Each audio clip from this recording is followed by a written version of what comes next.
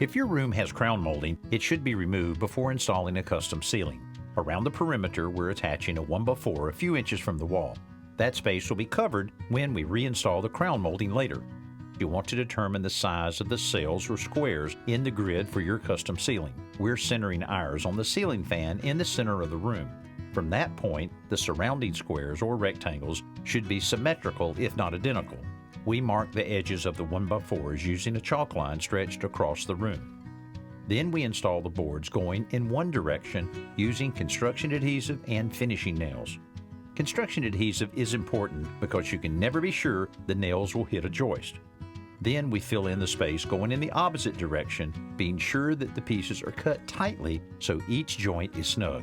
Finally, we reinstall the crown molding to complete the look.